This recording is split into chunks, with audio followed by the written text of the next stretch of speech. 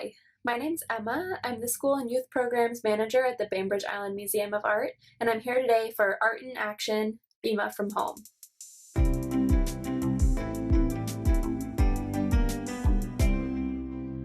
Today we're going to be making site-specific sculptures using natural materials inspired by Andy Goldsworthy, a British artist who makes sculptures in response to his environment. So going out in nature and spending some time noticing what's beautiful about that place, what's specifically interesting about that place, and making sculptures that are in reference to that.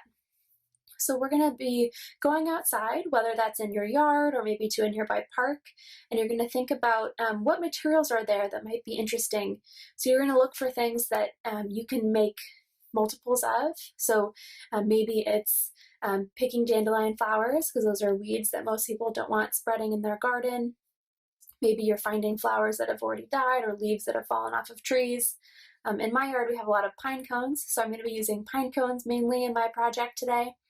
As well as some camellia flowers that fall off my neighbor's tree into our yard. This is something that's going to be ephemeral, right? The sculptures that are made out of natural materials are going to decompose eventually. They might be destroyed by the wind or other kinds of weather. They're not going to last forever, but these are an opportunity to be creative with materials that already exist, create something that maybe you want to document.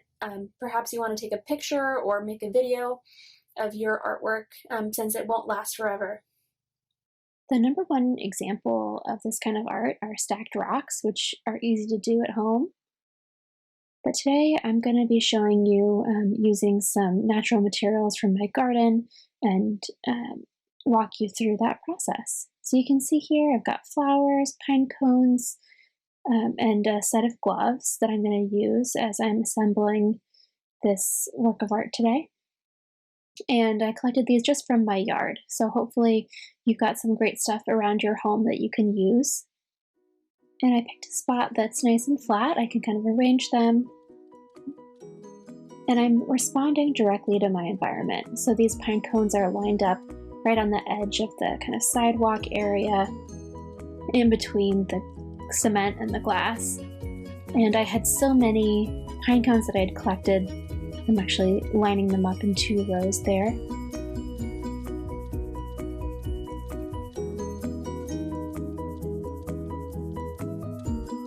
And then it's time to start adding the flowers in. So I'm kind of assembling larger flowers out of smaller flowers and building them up piece by piece. The great thing about this kind of artwork is that you can kind of shift it around as much or as little as you like.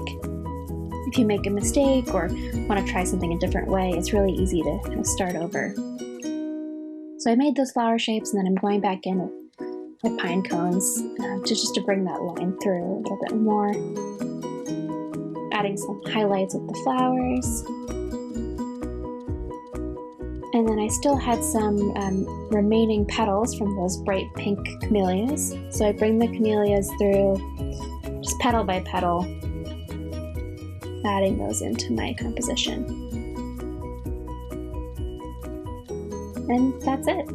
I didn't fill my whole frame there, but got to build a pretty nice little composition. Leaning into the Wind, Andy Goldsworthy is a documentary you can watch on Hulu. I recommend checking it out to see a little bit more about his practice, see examples of his artwork in nature, and let's learn a little bit more about this awesome contemporary artist who's making art out of nature.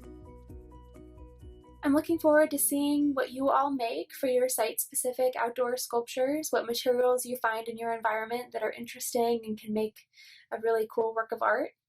So if you take photos or videos, I hope that you'll share them with us, and we'll see you next time for BIMA's Art in Action from Home.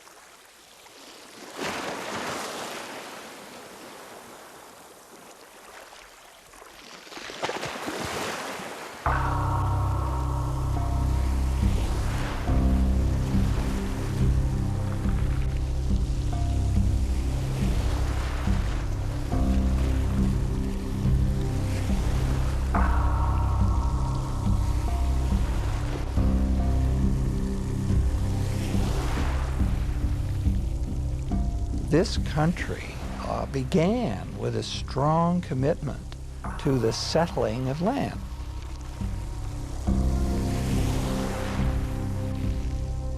When the Denny party landed and when the white settlers first came to this area, everything changed.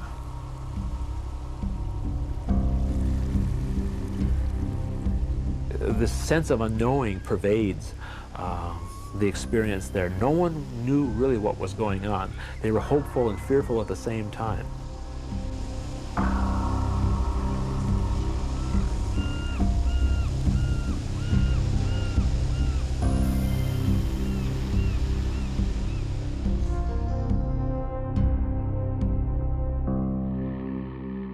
November 13th, 1851 is the date in which they landed. Well, those of us who live in the area know that November is going to be rainy, and it was. It was a rainy day, and it was cold. That land was that clammy, uncomfortable cold that's so typical of November in Puget Sound.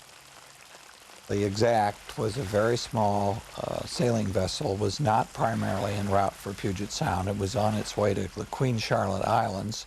Remember, there were 12 children in that party and 12 adults. The schooner arrived, dropped anchor offshore, and because it was a shallow beach, they had to drop anchor fairly far from shore, and so they had to row in. And I think it was Grandma Alexander who said the women wore these starch bonnets, and the moisture in the air took all the starch, and so they were going flip-flap over their faces, and they were all crying.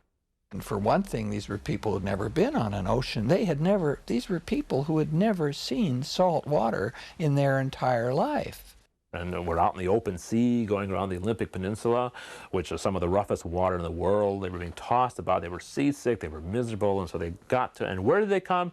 They came to this dark, somber beachfront, shrouded in mists and rain, so unlike north central Illinois, where they had come from.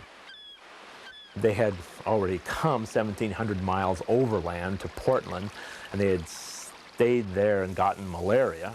And so, of course, the women were weeping. Look where they had ended up. Look what their men had done to them.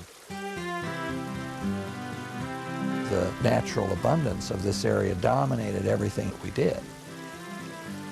When Arthur Denny came in the sense that he looked at this area differently. In a sense, he looked at this as a possibility of a wonderful harbor, a place where a virgin timber that was something that they had never seen before, of the abundance that was here, was absolutely amazing to them. One of the things that the early pioneers who talked about being able to walk across rivers on the backs of the fish, because there's just so many fish that were coming in when they were migrating. When the settlers arrived, they saw what they regarded as a wild landscape. What it was actually was a garden. This is a very abundant area with all kinds of game and fowl and everything imaginable. In a sense, it's very easy for me to consider this as a Garden of Eden, because it really was. The wild potatoes, the wild onions, the teas and game and fish and that type of thing, everything is provided for you.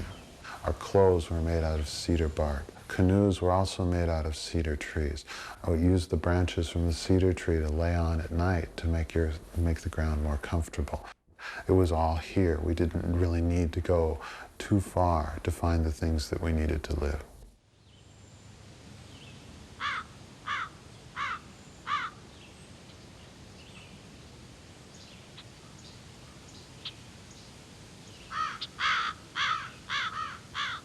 They arrived at a place that was already thriving. In a sense, the town had already been begun by others whose names are virtually lost to us from history. Nobody remembers Robert Fay anymore, but he was the one who got 700 native people, Suquamish, Duwamish, and others, to work at his fish packing plant there. So it was a busy place. We were used to dealing with different peoples from different places. The tribe's economy was a very active economy and a trading economy that stretched from north of Vancouver Island, south to California, and east to Montana.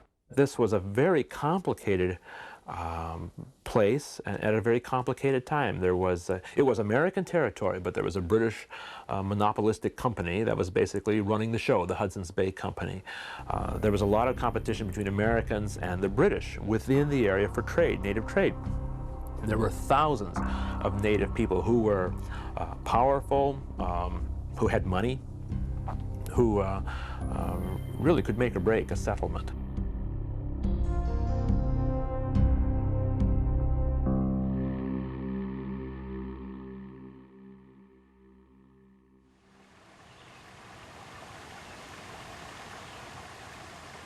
One of the things that Chief Seow said was that, you know, the white people are like grass. They will come and they will be here.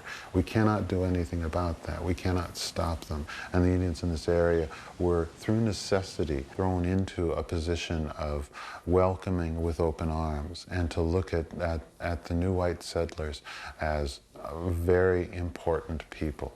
There is a very significant sharing that goes on between the native communities and the white communities throughout these early years. The Duwamish kept the Denny party from starving.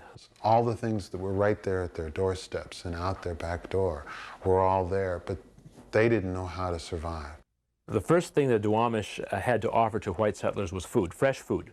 They brought clams, they brought salmon. There's a story, I think, of Roland Denny being weaned on clam nectar. When the Indians first saw this little baby who was very white with red hair, and of course with sort of his physical appearance was somewhat of a curiosity naturally to Native Americans, and they said, him Memalus, he's going to die. And they were worried because he was so pale. Well, the fact of the matter was that he was at some risk because Mary Denny was unable to nurse him at that stage because she had been ill. At Alki, the white reaction to the native people was first one of trepidation, let's say salted with tact. They didn't want to cause any incidents, they didn't want to provoke any problems because their lives depended on maintaining good relationships with these people. And it's interesting how fear for one's life promotes civility. When the settlers came, they regarded the Indian camps as loathsome places. There was the smell of fish, human excrement, waste, rotting this, rotting that. So it was desperately noisome places. A part of it was just unfamiliarity, and I suspect part of it too, I mean, these are people from Illinois. What do they know about tide flats? They were smelling the tide flats when the tide was out. I mean, that's the way tide flats smell. To a lot of outsiders, they are noisome things. But so these were associated with native camps, which were not the most sanitary places in the world. Remember, these are people who have suffered through a great deal, and their culture is under attack. So there was that, but of course they were drying fish too, so that's going to smell. Now the interesting thing about it is, looking at it from the other point, when the native people first encountered whites, they thought that they were dreadfully smelly people as well, and the worst thing was cheese. They thought that was the most horrible thing they'd ever encountered. They couldn't imagine how people could eat that, and the smell of cheese was revolting, was nauseating to them. So it just goes to show you, I mean, a lot of these things are culturally based, preconceived notions about things that we attribute value on the basis of our reaction. It was on both sides. They lived separate from each other. That instead of living together, they lived in all these different houses, and that they had their fences and everything else were not along the lay of the land. They were in little squares, which was something that our people didn't understand at all. Arthur Denny's relationship to the land grew out of this reality of the settling of the West. I mean, land and the West, you know, what else is it? I mean, that's the story. The men were very busy because they had to find sources of commerce of one kind or another. And of course, the first things that they did was to find the trees that were right there by the edge of the water. They had to clear them anyway if they were going to have some place to live.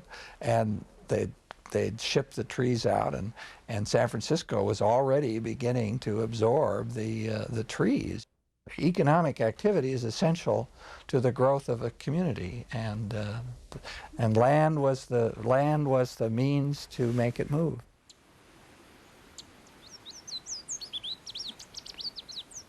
The whole landscape was used to one degree or another by the native people, and they had altered that landscape, especially the the flora of the landscape. The way we looked at farming was much different than the way that, that the pioneers looked at farming. Instead of little squares, we would look at big plains that were burned specifically to keep the area open to those type of things that would grow there.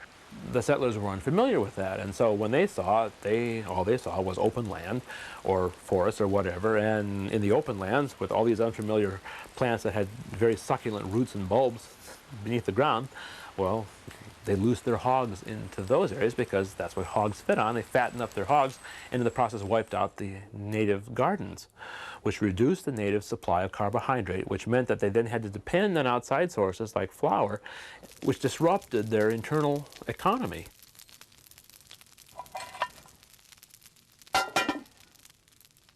One of the most significant events was when the chief of the Duwamish Indians of the Renton area, of the main Duwamish village, Question, came downriver with 3 of his sons and asked Arthur Denny to give them Boston names.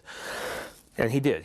He named them after famous Midwestern and Eastern warriors, Keokuk, Tecumseh, and William. Now, this is a remarkable event. The fact that a noble headman of a village would come down the river and ask the person who he perceived to be the headman of the whites, Arthur Denny, to give his children new names. This was the time that the world was changing, and that if you wished to survive in the new world, you had to have a right kind of name to survive in that world. Naming was a very significant act in native cultures, and the fact that he asked Arthur Denny to do this seemed to be an expression of a desire to create community, real community, between the two societies. When you walk into a longhouse for an important ceremony, you have to name your ancestors, and that is what gives you entrance, because what the house pays tribute to is your ancestors as well as you, because you are a continuation of your ancestors. Assuming an ancestral name meant that you were now a member of a significant standing within the community. And then that meant that there were certain expectations of that person and certain ideals that that person should strive for.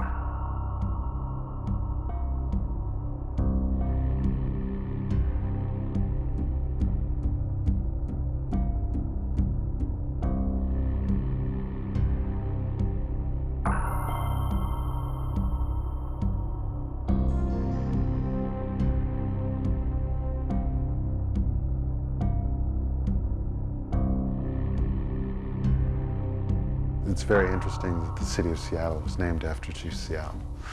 The saying of one's name after one is gone is something that is not done very much in Indian culture, because when you speak somebody's name, they are still here to hear it.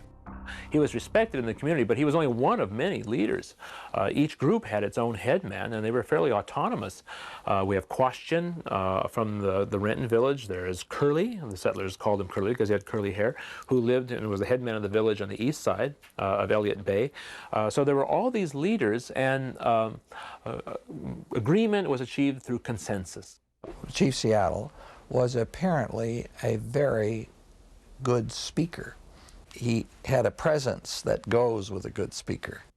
He was related to noble families, so he had a lot of influence from other nobility. He had the wealth that went along with that and the influence that went along with that. He's the one that befriended David Maynard, who later suggested that the city use his name. The original name was Duwamish, which was the name of the group of people who were living at the east shore of Elliott Bay.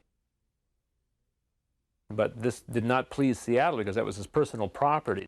If a person ended up or did use another person's name, you had to pay for the right to do it. It was like copyright.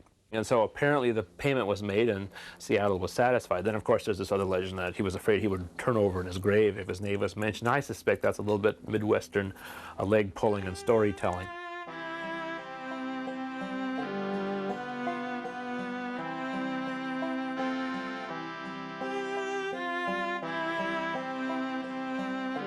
The question of land ownership is central to the history of all organized society. It's always been there. There's always been a question of who owns the land.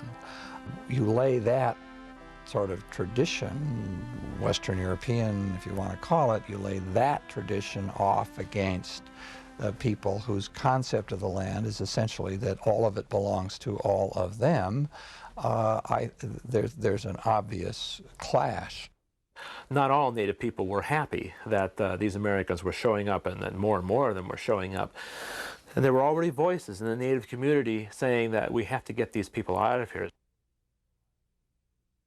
A Native person leveled his rifle at Mary Ann Denny, pointed his rifle at her, and she later said that she understood that he was showing her that he could kill her if he chose to.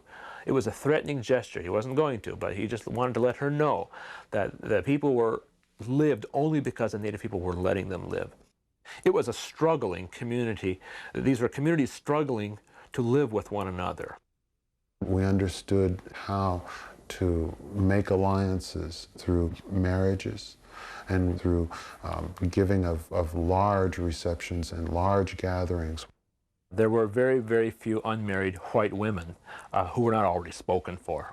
Louisa Boren was twice courted by young Indians. These courtship poles were leaned up against the Boren cabin, and obviously the object of their affection was Louisa Boren.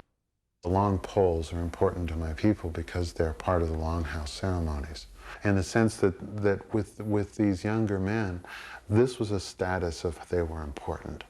Now, Louisa Boren was already being courted by David Denny, and so tactfully those intentions were rebuffed. David Denny, according to song and story, cut those poles up for firewood. One could interpret the chopping up of the poles put at Louisa Boren's house in the same way that that man aimed his rifle at Mary Ann Denny. That it was a statement saying, you know, this far but no further, and we are not going to put up with this. The idea of a great love fest would not describe what was going on at Alki Point. If there was a new powerful tribe in the area, which is the way that they looked at the Denny party, that it's very important for us to marry into this. It's very important for us to understand what is going to happen. And we don't know because we are not part of your people. So we have to some way become part of your people. When Maynard came in, David Maynard came into Seattle in 1851, Seattle offered him his granddaughter, whom the whites called Betsy, to seal a relationship, to make Maynard his son-in-law. Now, Maynard at this time was in love with Catherine Brochures, whom he had already met on the trail, but he nevertheless took Betsy. But not wanting to cause undue embarrassment, and because, you know, Catherine Brochures wasn't about to be part of a polygamous relationship, Maynard had to get rid of Betsy. So he gave her, she was his to give, he gave her to a man named Stephen Foster, who was a pioneer on the Duwamish River. And Stephen Foster proceeded to treat Betsy very poorly, so much so that Betsy hung herself, committed suicide, in a waterfront cabin. This was a terrible thing in the community. It caused great bitterness and hard feelings. This was one of these corrosive events that so complicated, and the relationship between Americans and the Native peoples that eventually pushed it all to warfare.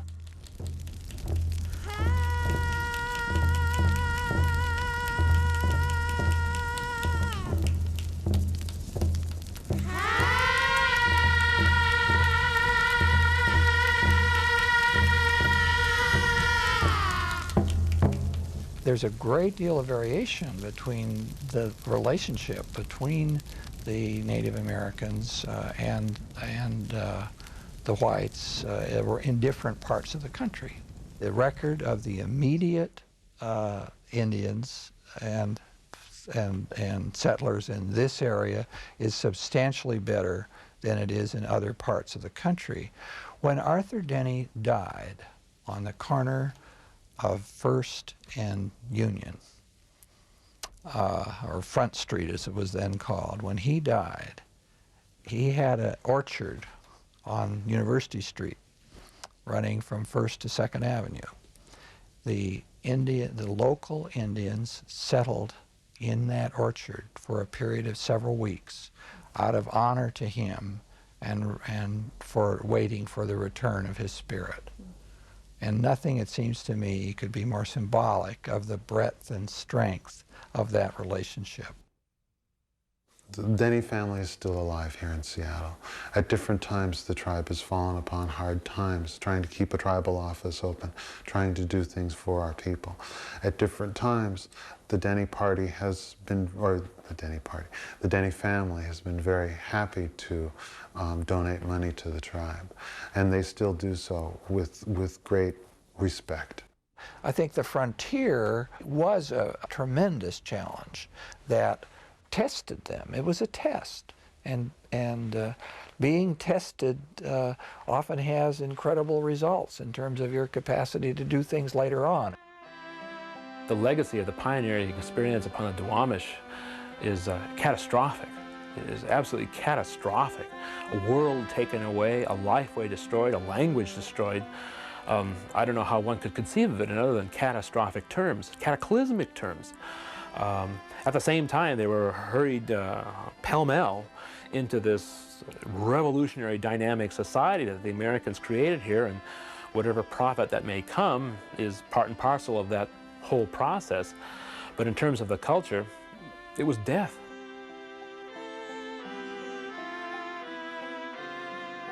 I would hope that high on the list of lessons from the history of this fabulous 150 years of developing this city, I would hope that people would think about that question of stewardship, the question of responsibility, the question of even reverence for the land.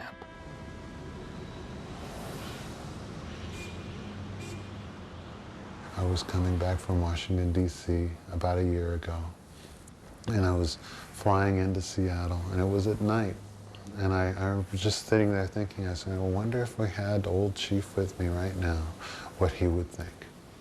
You know, flying in and number one, flying. Number two, seeing everything that has happened in the area, the development that is happening. And a lot of people would probably think that he would look at that in great disgust. I don't think so. I think that he would be just as amazed and marveled as we are as humans of all these wonderful things that happen around us. He understood that worlds change, that worlds changed previously, worlds change all the time. And that to be able to learn to change with that and to maintain your own traditions is what he was thinking about. You cannot maintain any kind of same place in a river or in the ocean or in a forest. It always changes. So that's his perspective. And in a lot of ways, that's our perspective as Duwamish people.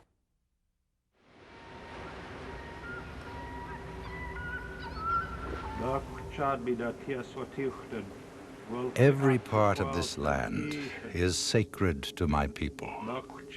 Every hillside, every valley, every plain and grove has been hallowed by some fond memory or some sad experience of my tribe. Even the rocks, which seem to lie dumb as they swelter in the sun along the silent seashore in solemn grandeur, thrill with memories of past events connected with the lives of my people. And when the last red man shall have perished from the earth, and his memory among the white men shall have become a myth, these shores will swarm with the invisible dead of my tribe. And when your children's children shall think themselves alone in the fields, the store, the shop, upon the highway, or in the silence of the pathless woods, they will not be alone. In all the earth, there is no place dedicated to solitude. At night, when the streets of your cities and villages will be silent and you think them deserted, they will throng with returning hosts that once filled and still love this beautiful land. The white man will never be alone. Let him be just and deal kindly with my people, for the dead are not powerless. Dead, did I say? There is no death, only a change of worlds.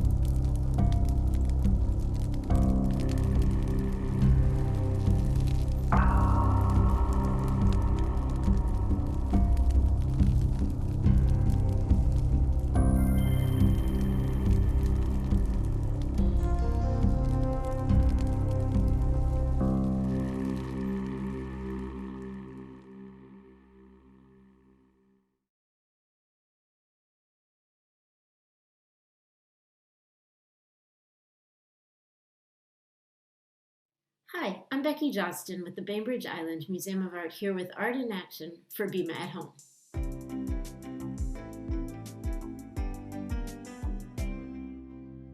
Today we're going to make flag fold books. Let's get started. Today we'll need the following supplies: 2 sheets of paper, a ruler, pencil, some glue, and scissors. Okay, first we're going to take our sheet of paper and fold it in half horizontally and cut that along the line.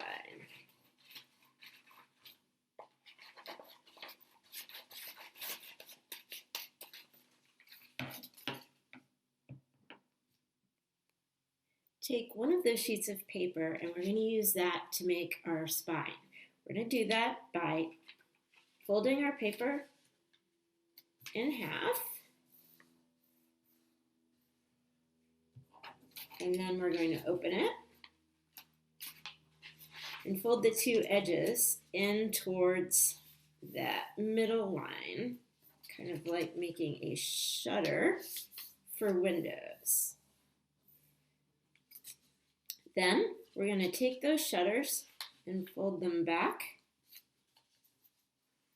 out to meet the new edge. And turn our paper over and fold in towards the center line one more time.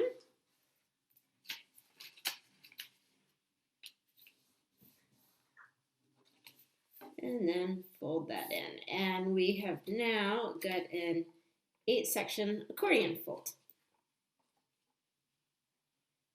Next, we're going to take our second half of that paper and fold it into 9ths.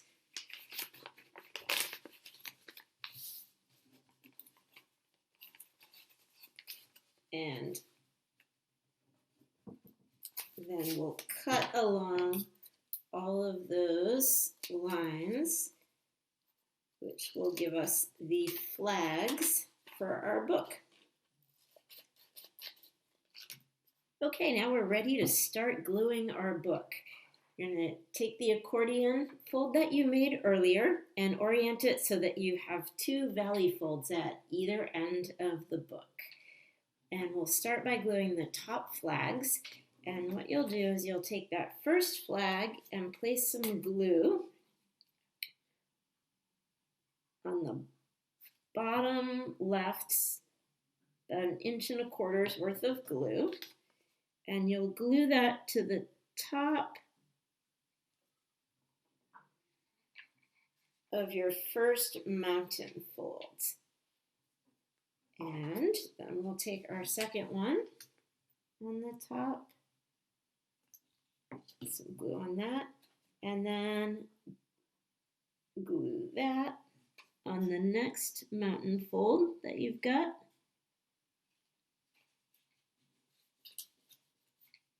And finally, to the last top flag, and do the same. And now we're actually going to do the very bottom row of flags using the same process. And kind of, you'll align those up with the bottom edge, again, along those mountain folds.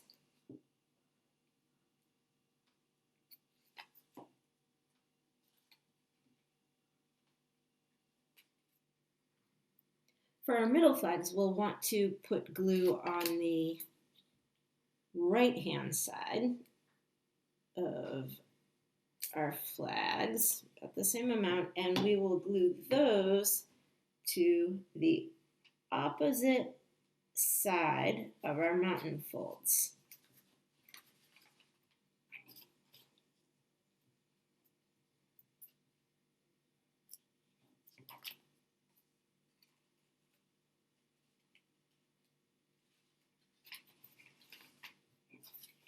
So to make our covers, what we'll do is take our second sheet of paper and again fold it in half horizontally.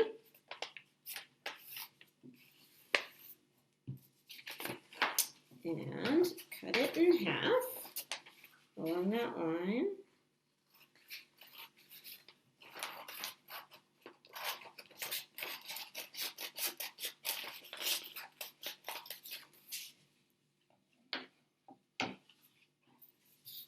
And then with an 8.5, you basically want your sheet, your cover sheet, to be double the size of the flags. So for this sheet, what we'll do is fold it in half again, and I'm going to double check, but I think I need to cut off just about an 1.5 inches on that.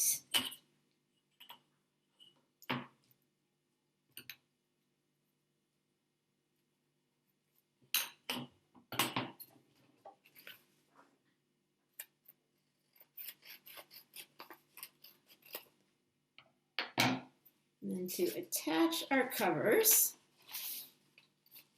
what we'll do is open up that first accordion fold and place some glue on it.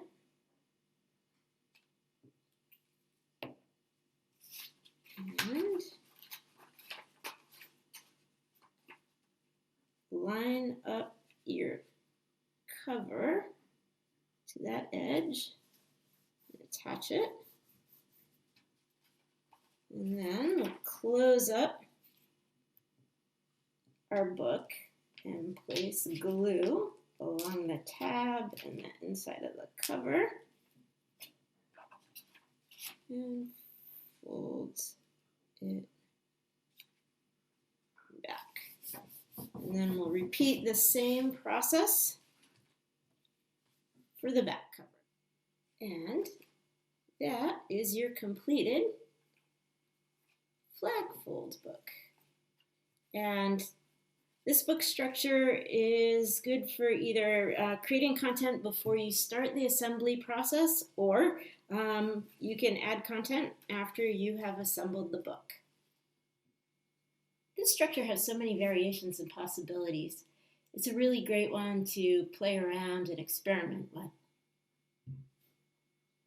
Thanks for joining me today. I hope you had a good time and that you'll share your work with us in the comments, and we'll see you next time with Art in Action.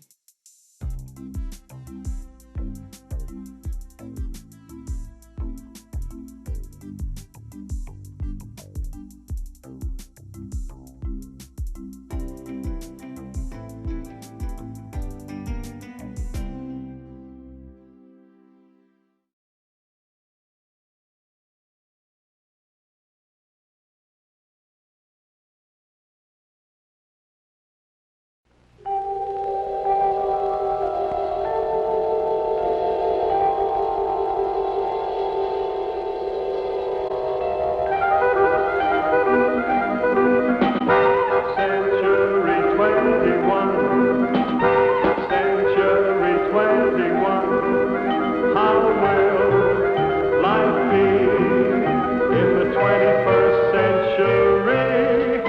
On a needle up high, you can look through the eye and you're seeing it all.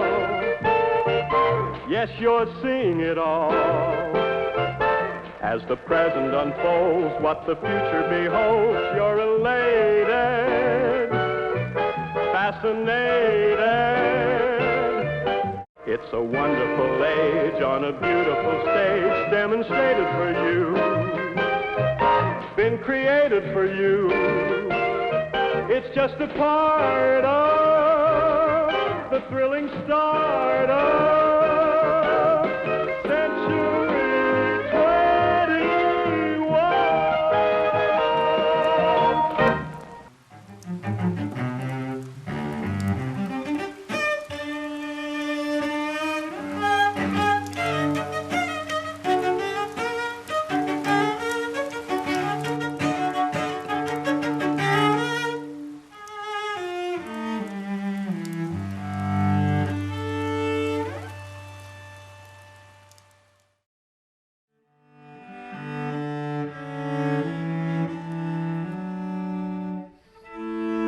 World Trade Center.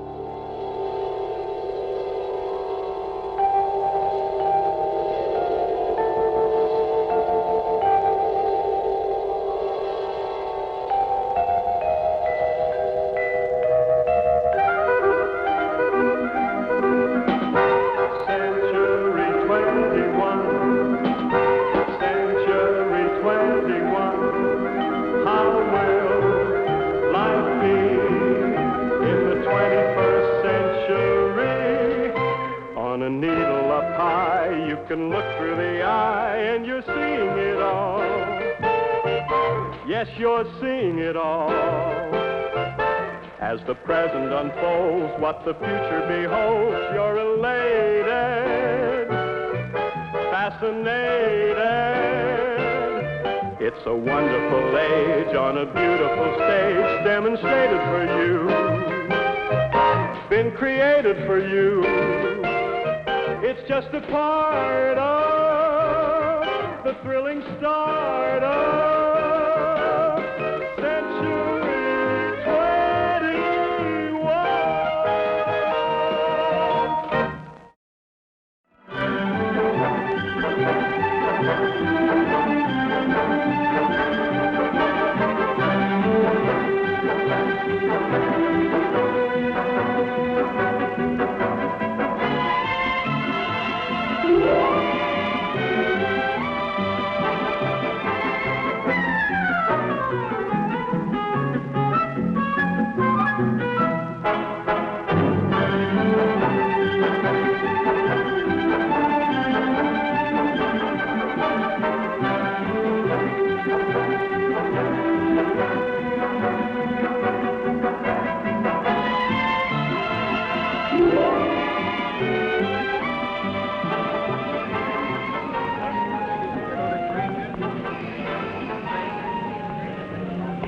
All passengers must leave the train at this terminal. Round-trip passengers turn to your left as you leave the train.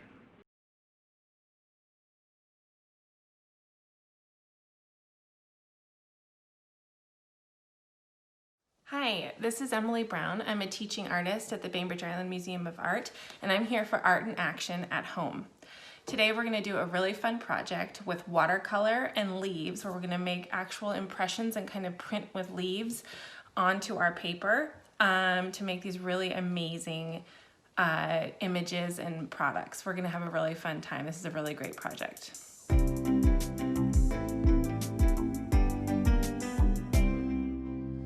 For the project today, all we need are some watercolor paints, some water. I have two things of water. I have one that I can wash my brushes in and one that I'm going to keep really clean. A bunch of brushes with soft bristles for the watercolor.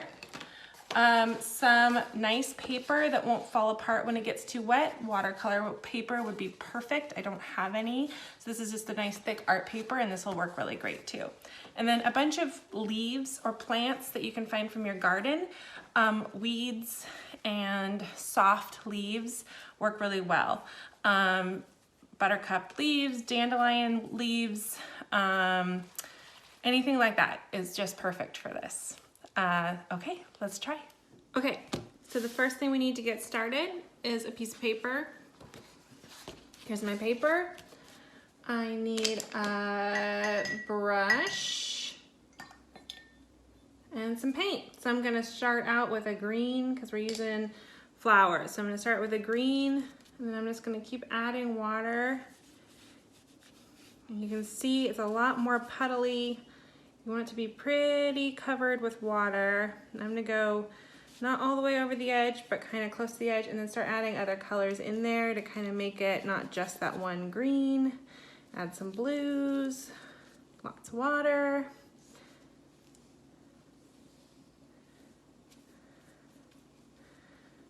It's kind of fun just to do a pop of another color, so maybe a little bit of red somewhere. Okay. So now I have my painting, lots and lots of water on it. Make sure there's lots of water. Be ready to add more as you start adding leaves. And I'm going to add some buttercup leaves. So I'm gonna pick a leaf off with no stem so it'll lay flat. And I'm just gonna press it onto the wet paper. And I'm going to use my small brush just to push it down and get all the air bubbles out and get it where I want it.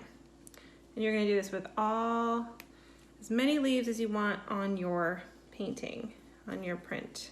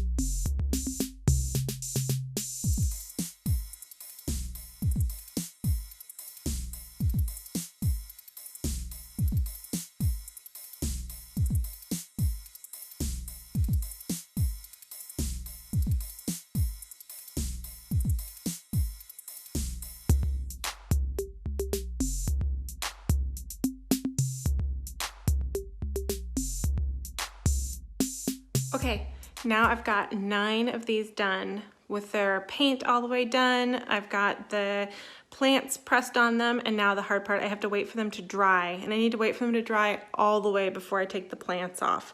So don't touch the plants until they're all the way dry, but if something needs to get pushed down or moved around a little bit, if the paint is still wet, then you're fine.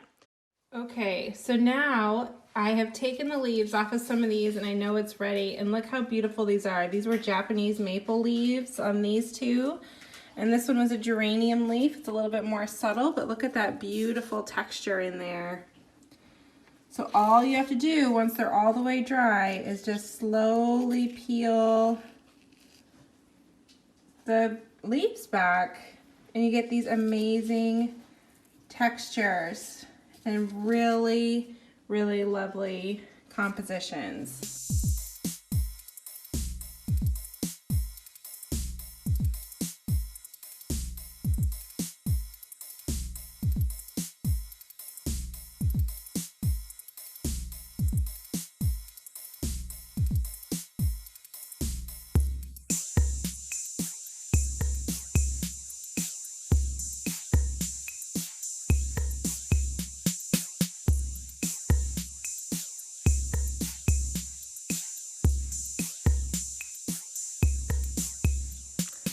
Okay, now you've seen one of my very favorite projects to do with fresh leaves and watercolors. I think it makes a really cool final product. Here's some of the things that we got. Some of these beautiful pictures.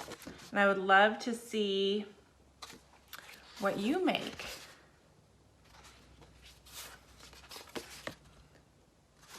Have fun!